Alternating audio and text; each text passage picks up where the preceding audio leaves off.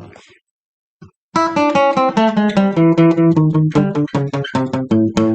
welcome to my channel, welcome to Club Fed.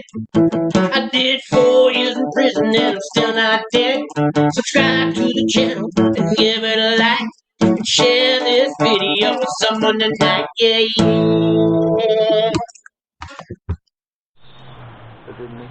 Hi, I'm Sean. Welcome back to Club Fed True Stories. Today I'm making a video about where you can go after you get out of prison. When you're in the federal system, all the way from a penitentiary to a camp, they'll usually send you to a halfway house. Even if you got home confinement, you're going to have to check into the halfway house. It might just be for a couple days till they approve where you're going. There's a lot of guys that don't have a house to go to. Now, they get to the halfway house, and you might be there for 2 months or 6 months if you did RDAP. You know, and the goal at a halfway house is to find a job, save some money, and then find your own place to move out once your halfway house time is up. There's a problem, though. At least there was for me, and I know for a lot of guys. Even though we might have a job, we've got felonies on our record. I had bad credit. I was evicted because when the feds raided my house, the landlord didn't like that. He evicted me. When I went to prison, I was making car payments. Well, stop doing that. So I got a car repossession, I got eviction, I got bad credit because I owe the government $1 million, and I'm a felon. Who's going to rent to me? Where do I go? Well, there's a thing called SLE, Sober Living Environments. Some people call them transitional units or THUs.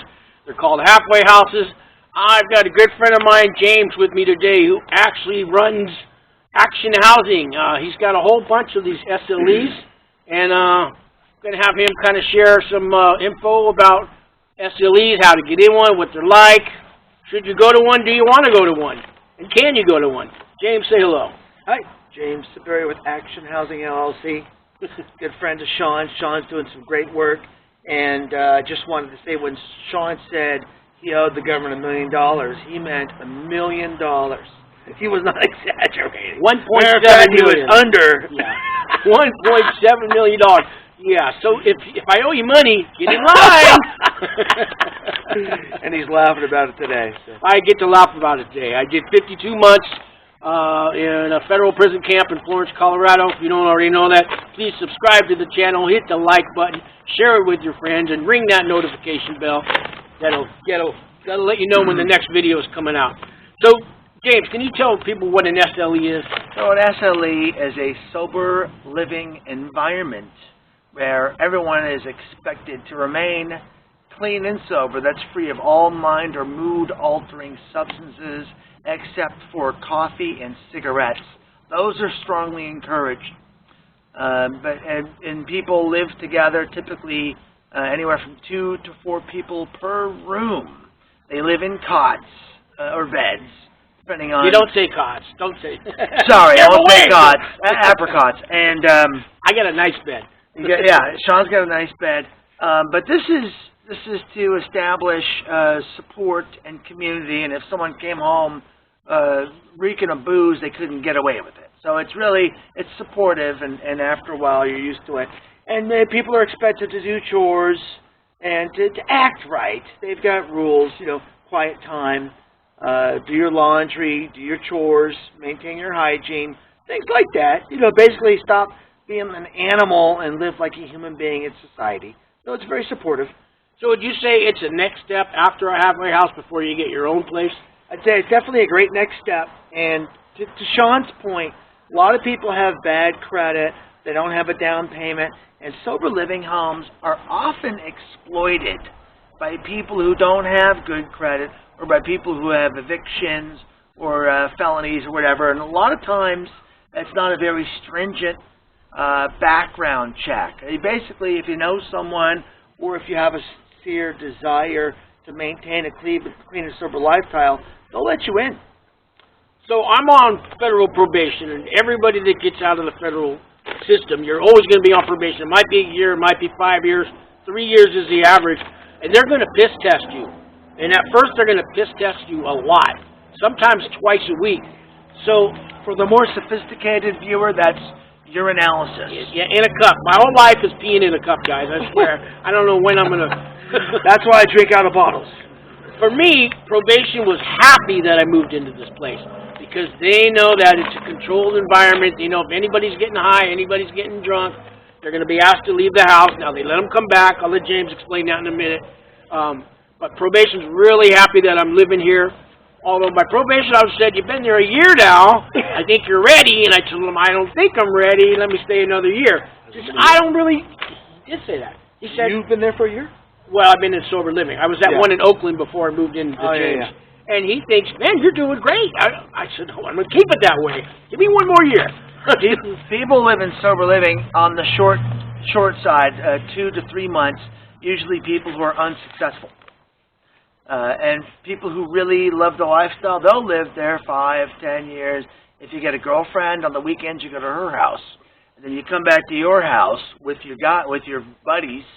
And, you know, it's very supportive. It becomes like, it's kind of like a frat house for success. You know, Sean cooks for the guys sometimes. Everyone's got their own little contribution. We watch movies together.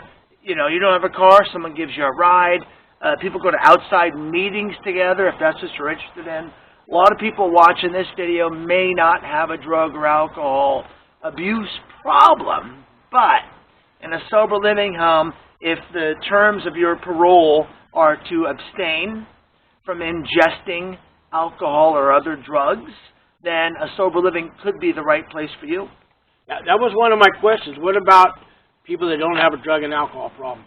Well, you know what 90% of you people going to prison do? The 10% that don't, they're lying. No, just kidding. No, I know some people go to prison that don't have a drug and alcohol problem. Doesn't mean you can't develop one, but probation's not going to give you the benefit of the doubt. They are going to test everybody. And if you got nowhere to go, like I had, you know, it's a great alternative. I was going to ask how long people stay. 5 years, 5 months, you know. Yeah, most of the successful people stay between 6 months and a year. What happens is they develop a liking for the lifestyle. It's a very successful, positive, it's a place to grow. It's usually cheaper than getting your own place. And really you don't need your own place. You need a supportive place. You need a place to build a foundation. The people who leave early, you usually end up back on drugs and alcohol and maybe back incarcerated. So I've seen people go in and out of jail, in and out of recovery many times until finally they just want to come back to the sober living around other people who are living the same way. Birds of a feather flock together. So James, let me ask you, so I live at the one he has in Mountain View. He's got a few of them.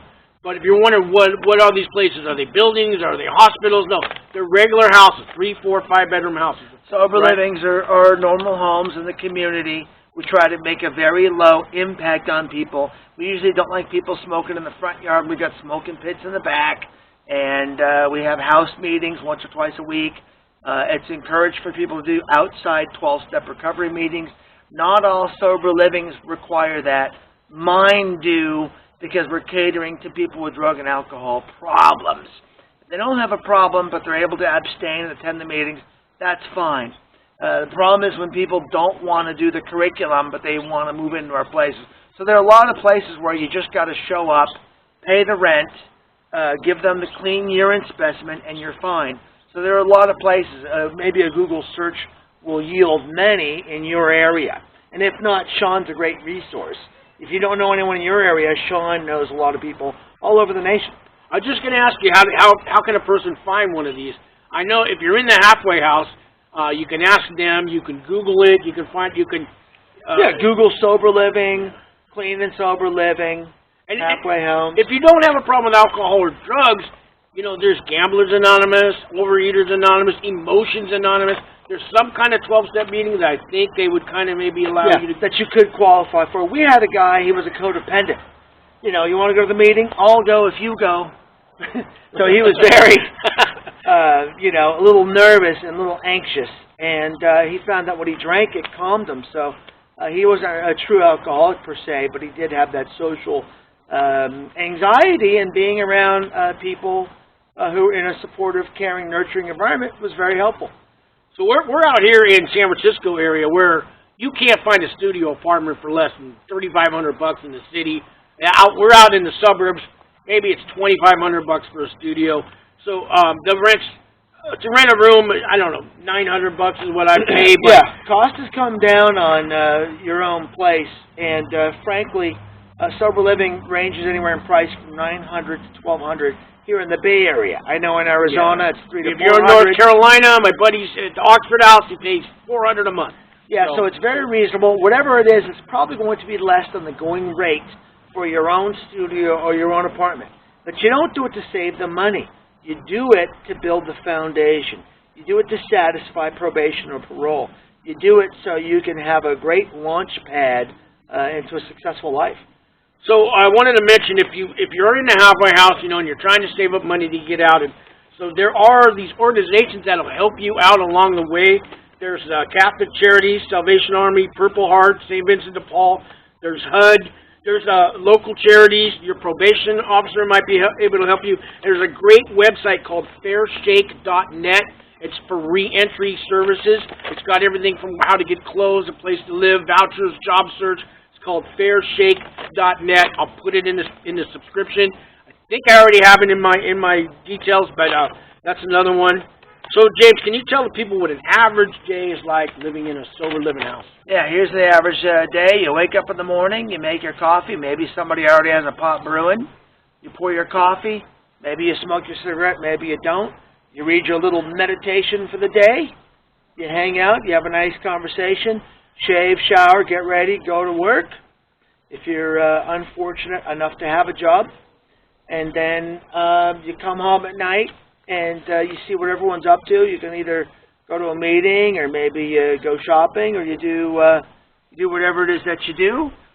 And maybe once or twice a week you have a house meeting. So everyone will complete their chores. That varies from every day to twice a week. You'll complete your chores, and then you'll have a house meeting. Everybody will share about their week, and that's it.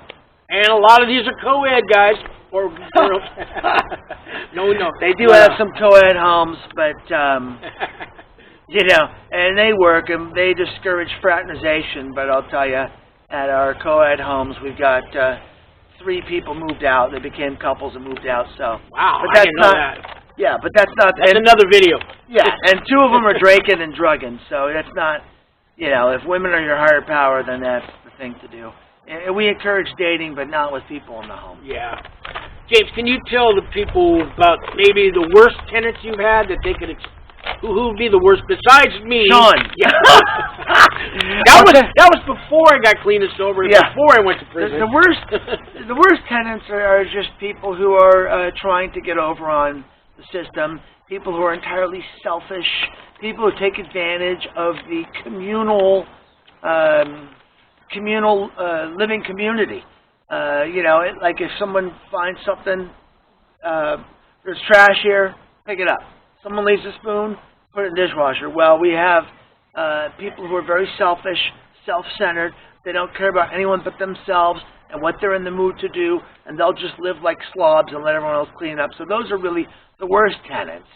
And, when people relapse on drugs and alcohol, maybe they have trouble making their rent, or sometimes there's theft in the home. So I always tell people, lock your stuff up.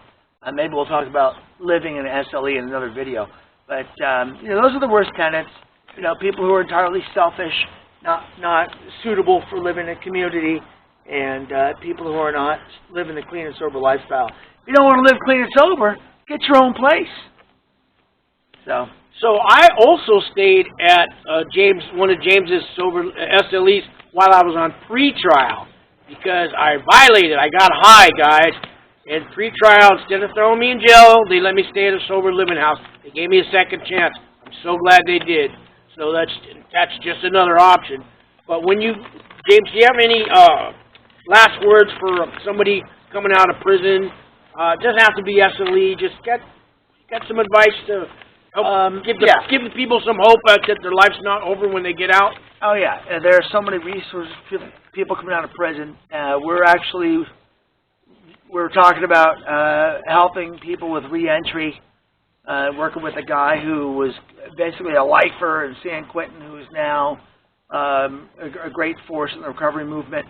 And really, we just want people to know to have hope. It's not the end of the world. If you're going in, when you get out, you'll have a lot of opportunities. Hopefully you'll have had some time to go within, and this is your life. It could be as great or as horrible as you want to make it. So when you get out, there are a lot of opportunities. Look at Sean. You can start your own YouTube channel. Yes, you on, can. Making spread recipes. Yeah, we'll show you how to make a tattoo gun in the next video. No, it's not going to happen. But anyway, there's some great resources. You may contact Sean or me or anyone. You know, if you ask for the help will be there. If you're too proud to ask for it, then you'll probably get what you've always got. Well, I think that's about it. You got any last words? No. That was your last word. Yeah, good luck and hang in there. Guys, subscribe, like the channel, share it around. Don't forget all my descriptions on the bottom, how to get into RDAP for free, how to send a letter to inmate, what to say to the judge, all kinds of resources on the bottom of that. Thanks for watching, guys. Make it a great day.